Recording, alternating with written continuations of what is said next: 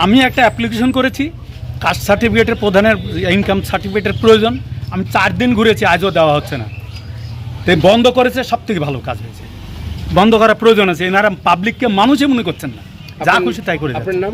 আমার নাম কিশোরী মন সরকার।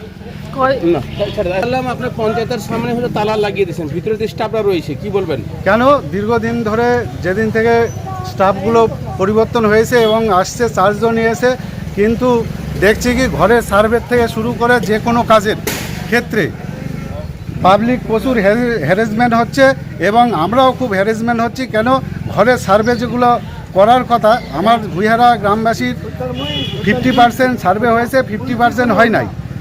এই সার্ভের জন্য প্রত্যেক দিন পঞ্চায়েতে আসে, যেহেতু 15 তারিখ লাস্ট ডেট, তার জন্যে আমি আসে এক্সিকিউটিভকে এর আগের দিন বললাম, বলছে অমুক স্টাফ করে দিবে, অমুক স্টাফের কাছে যাচ্ছি, অমুকজন একে অপরের দোষারোপ করছে। তার জন্যে আজকের সমস্যার সমাধানের জন্যেই তালাটা মারলাম। কি চাইছেন? আমি চাচ্ছি যেন দ্রুত আমার অঞ্চলের এবং ভুইহারা গ্রামের সার্ভেগুলো করা হোক অতি দ্রুত। আপনার নাম ও পরিচয়? আমার নাম সুমন পাল, গ্রাম পঞ্চায়েত মেম্বার। কেন আছে যে ঘরে সবাই সার্ভে করছে, আমাদের গ্রামে তো হচ্ছে না সার্ভে। কোন গ্রাম? মোস্তফানগর হচ্ছে। মোস্তফানগরে কি বলছে যে যাদের জব কার্ড আছে তাদের হবে, যাদের জব কার্ডে একটা জব কার্ড আছে। এবার আমার শ্বশুরের জব কার্ড আছে, আমার শ্বশুরের জব কার্ডে আমাদের নাম আছে। এবার আমাদের ফ্যামিলি তো আলাদা আছে, রেশন কার্ডটাও আলাদা আছে, আর বাদ বাকি তো কোনো আলাদা নাই। তাহলে যাদের আছে বলে একটাই ঘর পাবে, তাহলে বাদ বাকি গরিব যারা, তারা কি পাবে? যারা যে গরিব তাদের কিছুই নাই, জমি জায়গা বলতে কিছু নাই, শুধু বসতবাড়িটা আছে, ওইটুকুন করে খাচ্ছে।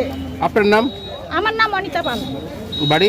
বাড়ি মোস্তফানগর। মেম্বার আপনাদের পঞ্চায়েতের সামনে তালা ঝুলিয়ে বিক্ষোভ দেখায়, কি বলবেন? ও যেটা আমি শুনলাম, আমি ব্লকে ছিলাম, ব্লক থেকে আমি আসলাম, তারপর আমাকে ফোনে বলছিল আগে যেরকম অফিস স্টাফের ঘরে ও তালা দিয়েছিল।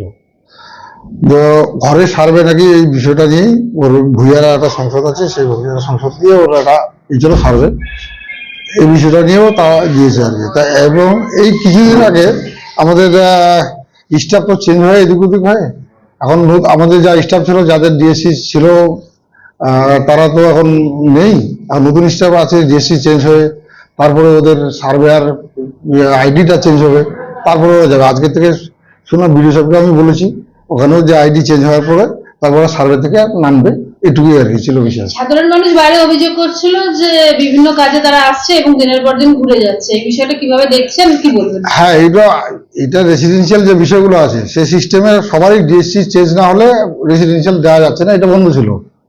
আমাদের পঞ্চায়েতের এক্সিকিউটিভ অ্যাসিস্ট্যান্ট, ওনার নামে ডিএসসি চেঞ্জ হয়ে আইডিটা চেঞ্জ হবে, তারপরে হয়তো পাবে। এই ব্লকেও একই কেস, আমাদেরও একই কেস, সব পঞ্চায়েতে একই কেস। আজকের থেকে আবার শুরু হয়েছে।